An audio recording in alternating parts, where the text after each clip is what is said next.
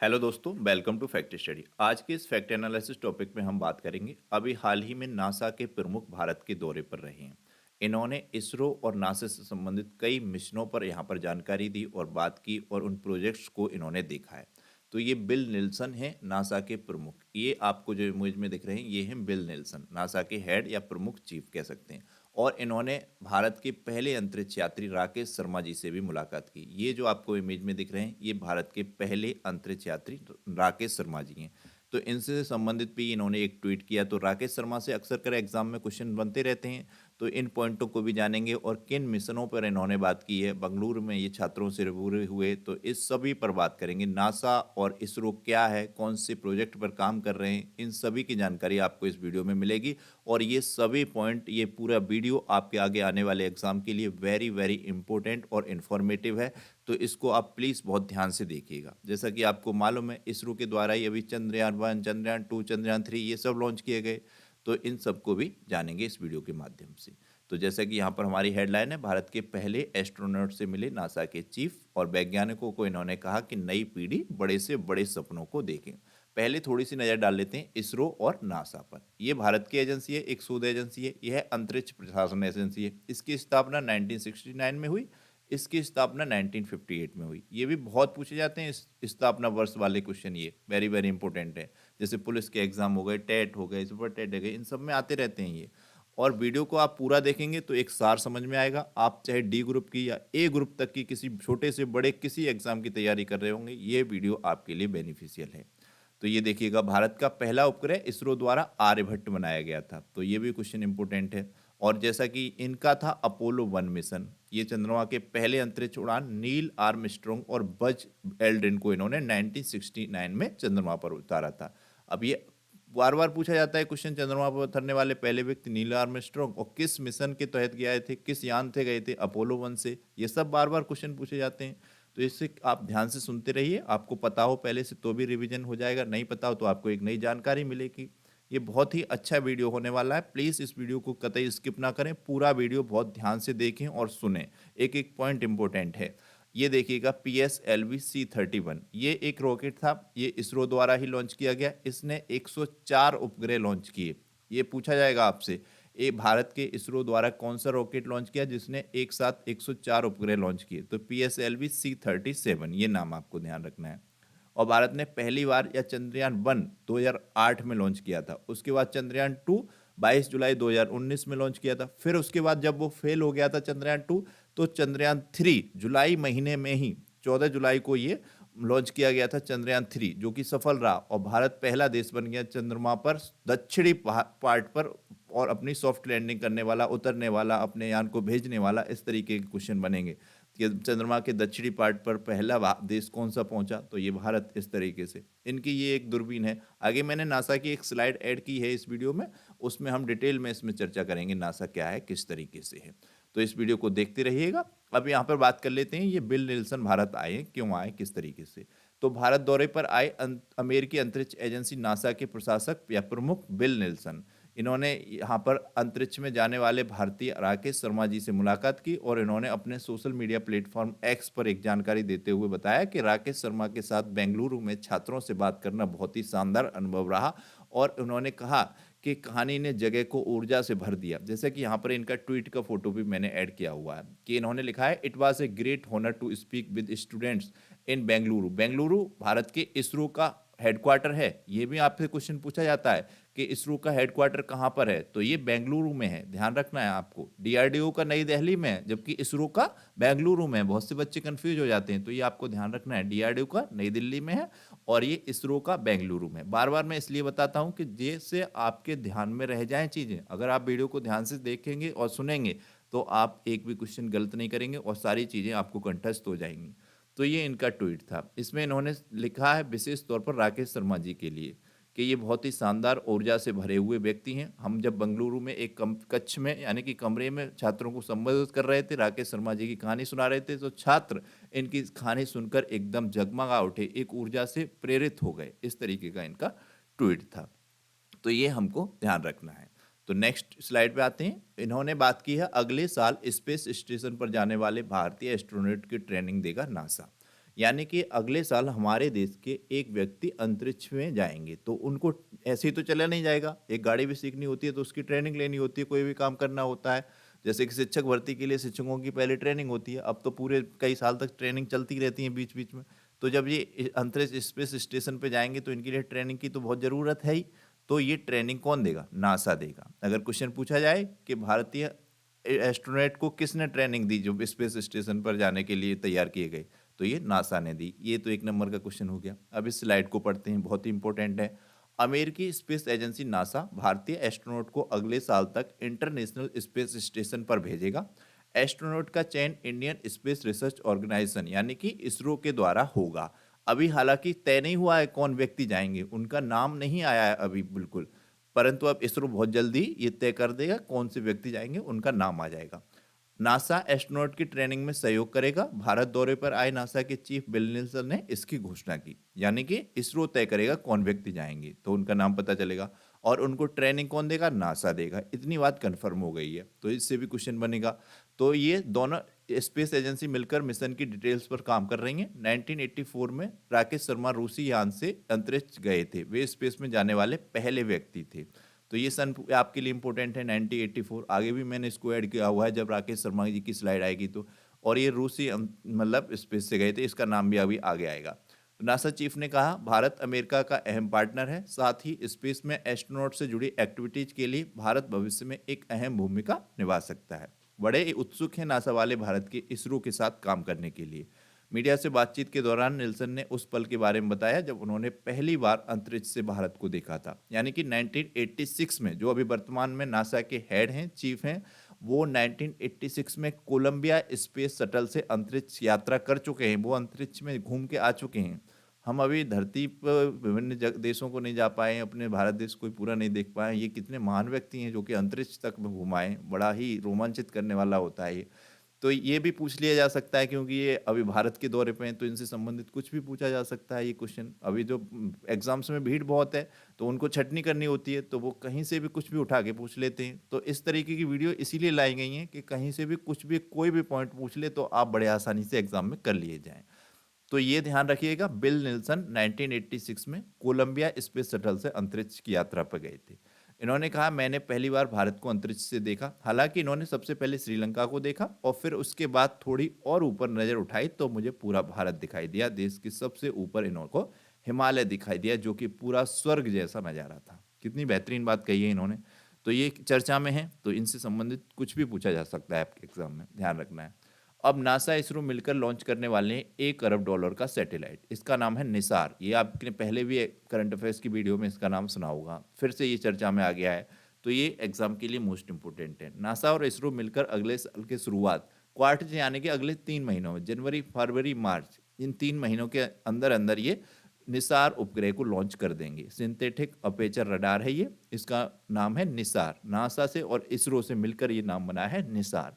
ये सभी शब्द आप बहुत इंपॉर्टेंट है। यह दुनिया की सबसे महंगी सैटेलाइट में से एक होगा। इसकी कीमत करीब $1 अरब की है। सोचो कितनी कीमत हो गई, $1 अरब। इस सैटेलाइट का इस्तेमाल पृथ्वी की सतह और उसकी जलवायु का निरीक्षण करने के लिए होगा। धरती पर जमीन या पानी में होने वाले किसी भी तरह के बदलाव पर इसकी नजर होगी।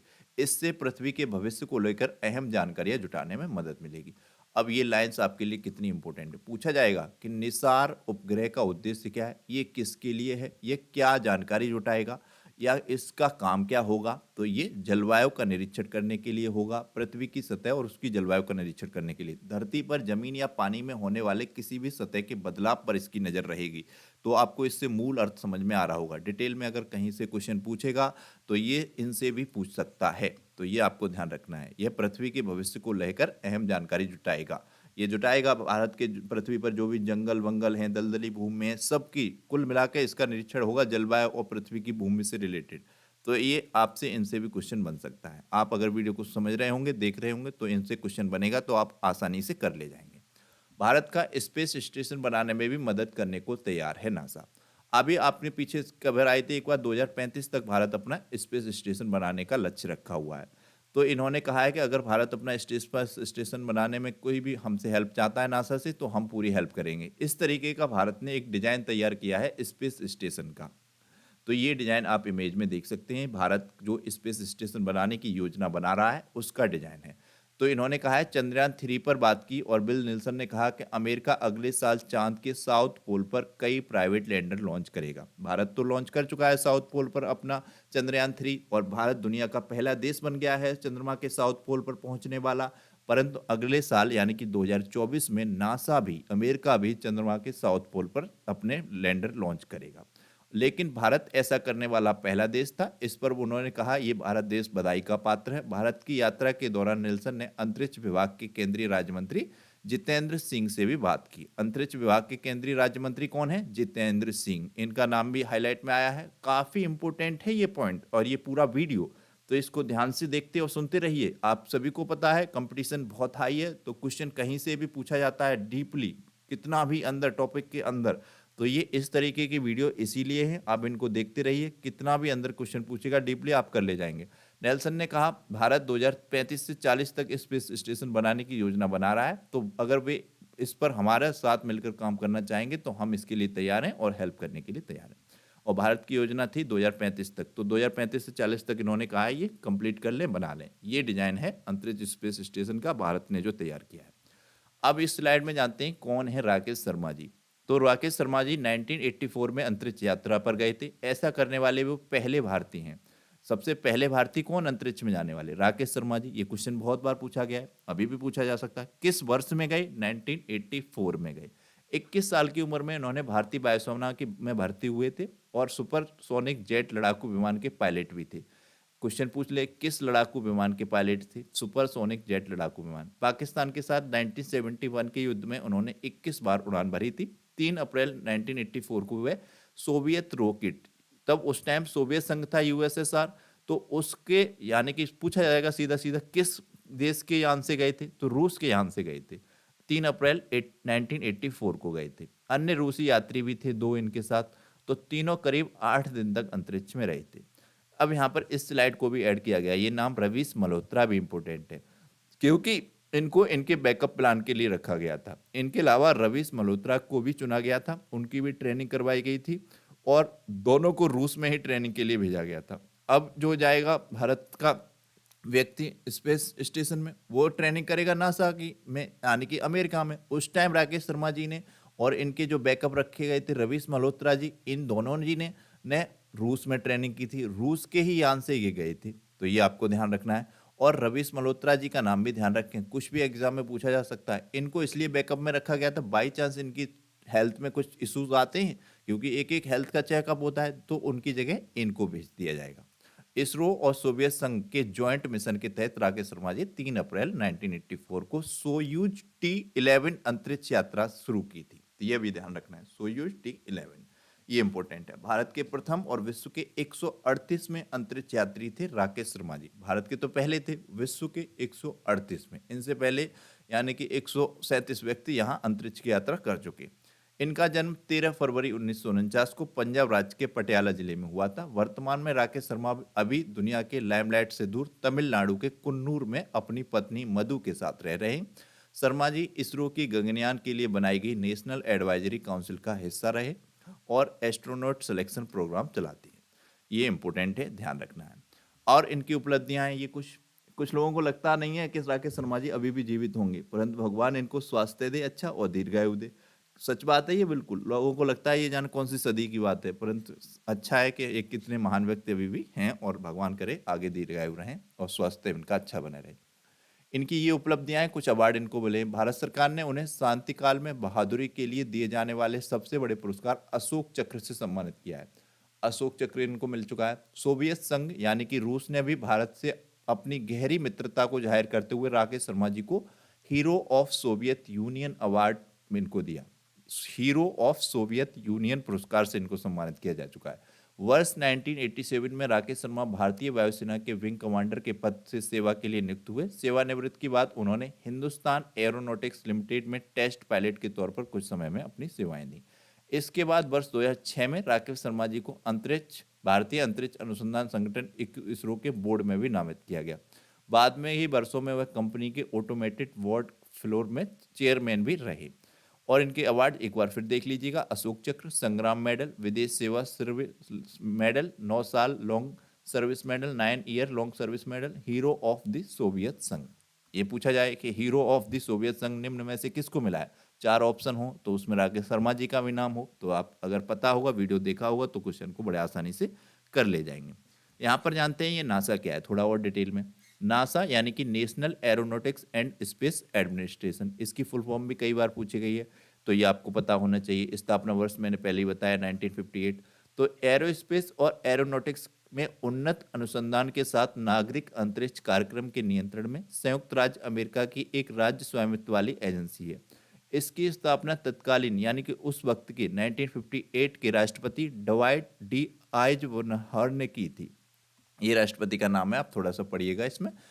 इसकी आपको पीडीएफ में दे दूंगा, टेलीग्राम चैनल को ज्वाइन कर लीजिएगा, तो फिर और अच्छे से आपको सारे पॉइंट क्लियर हो जाएंगे। क्वेश्चन कहीं से बनेगा बड़े आसानी से कर ले जाएंगे आप। ये राष्ट्रपति हैं डवाइट डी आइजनहौर ने अंतरिक्ष विज्ञान में शांतिपूर्ण अनुप्रयोग को प्रोत्साहित करने के लिए सैन्य के बजाय नागरिक क्षेत्रों की ओर एक विशिष्ट अभिविन्यास के साथ ही की थी। जुलाई 1958 में national aeronautics and space act के तहत सफल पारित होने के बाद एजेंसी 1 अक्टूबर 1958 को वाशिंगटन डीसी में मुख्यालय के साथ अस्तित्व में आई। ये डेट आप ध्यान रखिएगा, इसकी स्थापना वर्ष यही मानी जाती है। तो ये 1 अक्टूबर 1958 को आई, और इसका जो है हेडक्वार्टर भी पूछा जाता है, ये वाशिंगटन डीसी में है। तो ये आपको ध्यान रखना है, इंपॉर्टेंट है। नासा धीरे धीरे एजेंसी को पृथ्वी पर सबसे उन्नत अंतरिक्ष एजेंसी बना दिया गया। अभी वर्तमान में पृथ्वी पर अंतरिक्ष के लिए सबसे उन्नत अंतरिक्ष एजेंसी ये नासा ही है।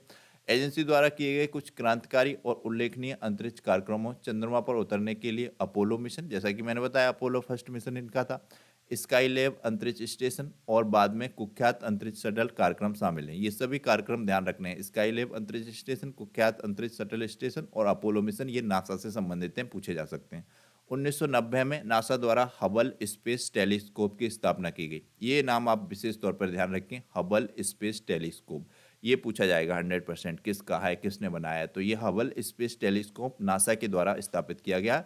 ये ब्रह्मांड की मानवीय समझ में एक महत्वपूर्ण मोड़ माना गया, क्योंकि हबल के कारण ही हम अपनी आकाशगंगा में दूर के तारों और ग्रहों की तस्वीर को देख पाते हैं। ये इतना बड़ा टेलीस्कोप है, इतना बड़ा दूरबीन है, इसके द्वारा ही हम दूर के तारे वगैरह आकाशगंगा सबको देख पाते हैं। तो ये वेरी वेरी इंपॉर्टेंट है। इसके कब बनाया गया, कब लगाया गया, तो ये 1990 में लगाया गया।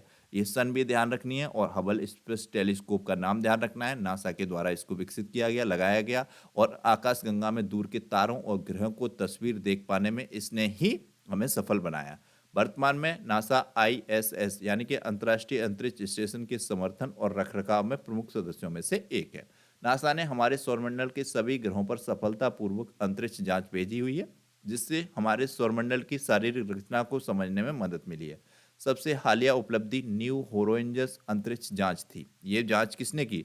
न्यू होराइजन्स अंतरिक्ष जांच भी नासा के द्वारा की गई, जिसे 19 जनवरी 2006 में लॉन्च किया गया, जिसने 14 जुलाई 2015 को प्लूटो की उड़ान भरी और पहली बार प्लूटो की सतह पर हाई डेफिनेशन तस्वीरें भेजी। प्लूटो जो कि आप जानते हैं, वहां पर भी नासा पहुंच चुका है। नासा की एक अन्य महत्वाकांक्षी परियोजना मंगल ग्रह के वातावरण को अध्ययन करने के लिए मार्स स्काउट कार्यक्रम के तहत MAVEN अंतरिक्ष यान है। MAVEN अंतरिक्ष यान भी नासा का है, तो ये भी ध्यान रखना है। तो ये थी वीडियो, इसमें हमने समझा कि अभी हाल ही में नासा के प्रमुख भारत आए हुए हैं। इन्होंने जो है राकेश शर्मा जी से मुलाकात की। इसके अलावा इन्होंने जो है नासा भारत जो स्पेस शटल्स बनाना चाहता है, तो उस पर भी चर्चा की, और एक निसार उपग्रह है, इसको भी जाना हमने। इसके अलावा इन सभी चीज़ों को हमने इस वीडियो के माध्यम से समझा। राकेश शर्मा जी से जुड़े हुए कुछ पॉइंटों को समझा, नासा से जुड़े हुए पॉइंटों को समझा, ये हबल स्पेस टेलीस्कोप को जाना। तो ये वीडियो आपको कैसी लगी प्लीज़ कमेंट बॉक्स में बताइएगा। वीडियो को लाइक और शेयर कीजिएगा। एक क्वेश्चन है, इसरो की स्थापना कब की गई, इसका आंसर कीजिएगा। आपने वीडियो को ध्यान से देखा होगा तो जरूर आंसर कर पाएंगे। चैनल को सब्सक्राइब कीजिएगा और बेल आइकन को प्रेस कीजिएगा। इस तरह की वीडियो और इम्प्रूवमेंट के साथ आपके लिए बनाता रहूँगा, जिससे कि आपके कंपटीशन में कितना भी हार्ड क्वेश्चन पूछ ले तो वो आप बड़े आसानी से कर ले जाएं। अब यहीं से जैसे हिस्ट्री के क्वेश्चन पूछ लेंगे, इसमें से कुछ बन जाते हैं, जैसे कि अब राकेश शर्मा से जुड़ी हुई कोई इन्फॉर्मेशन पूछी जाएगी तो वो हिस्ट्री की हो गई, परंतु वो पूछी क्यों जा रही है, क्योंकि वो चर्चा में है। इस तरीके से ही क्वेश्चन बनते हैं हिस्ट्री प्लस करंट अफेयर्स के, और कई बार ये जियोग्राफी में भी आ जाती है। तो ये वीडियो आपके लिए मोस्ट इंपॉर्टेंट है, प्लीज़ इनको बहुत ध्यान से देखिएगा। चैनल को सब्सक्राइब कीजिएगा, बेल आइकन को प्रेस कीजिएगा। Thank you so much.